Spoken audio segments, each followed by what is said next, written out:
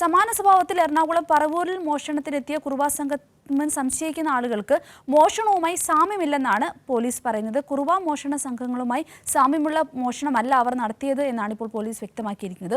കുറുവാ സംഘത്തിന്റെ വേഷത്തിലെത്തിയ മറ്റ് മോഷ്ടാക്കളാകാനുള്ള സാധ്യതയെന്നാണ് സംശയം. അന്വേഷണം വഴിതിരിച്ചു വിടുവാനുള്ള ശ്രമം തള്ളിക്കളയാനാവില്ലെന്നും പോലീസ് വ്യക്തമാക്കിയിട്ടുണ്ട്. വിശദാംശങ്ങളുമായി എറണാകുളത്തു നിന്നും കീർത്തി നമ്മളോടൊപ്പം ചേരുകയാണ്.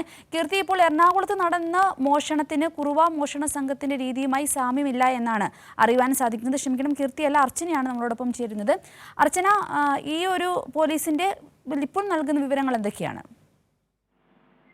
അമ്പിളി, കഴിഞ്ഞ കുറച്ച് ദിവസങ്ങളായി എറണാകുളത്തും ആലപ്പുഴയുടെ സമാനമായ രീതിയിൽ കുറുവാ ഭീതി നിൽക്കുകയായിരുന്നു.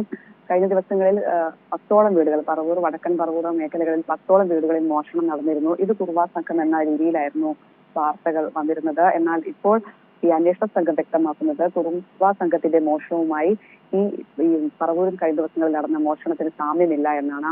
കുറുവാ സംഘത്തിന്റെ വേഷത്തിലെത്തിയ മറ്റു മോഷ്ടാക്കളാകാനുള്ള സാധ്യതയെന്നാണ് പോലീസ് സംശയിക്കുന്നത്. എന്തായാലും ഇതുമായി ബന്ധപ്പെട്ട് വിശദമായ അന്വേഷണമാണ് ഇപ്പോൾ നടക്കുന്നത്. അന്വേഷണം വഴിതിരിച്ചു വിടാനുള്ള ശ്രമം തള്ളിക്കളയാനാവില്ലെന്നും ആലുവ റൂറൽ SP വ്യക്തമാക്കുകയുണ്ടായി. കഴിഞ്ഞ ദിവസങ്ങളെല്ലാം ഇതുമായി ബന്ധപ്പെട്ട് പെട്രോളിംഗ് അടക്കം ശക്തമാക്കിയിരുന്നു. നഗരത്തിലെല്ലാം തന്നെ CCTV കേന്ദ്രീകരിച്ചെല്ലാം തന്നെ അന്വേഷണം ഊർജിതമാക്കിയിരുന്നു.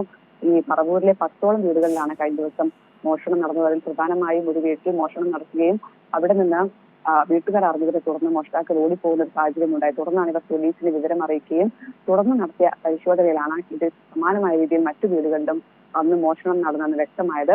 ഇതിനെ തുടർന്നാണ് ആലുവ റൂറൽ SP സംഘവും അന്വേഷണം ഊർജിതമാക്കിയത്. എന്തായാലും ഇപ്പോൾ ഇത് കുറുവാ സംഘവുമായി സാമ്യമില്ല എന്നാണ് പോലീസ് വ്യക്തമാക്കുന്നത്. എന്തായാലും ഡ്രോൺ ഉപയോഗിച്ചുള്ള നിരീക്ഷണം നടത്താനാണ് ഇപ്പോൾ പദ്ധതിയിടുന്നത്.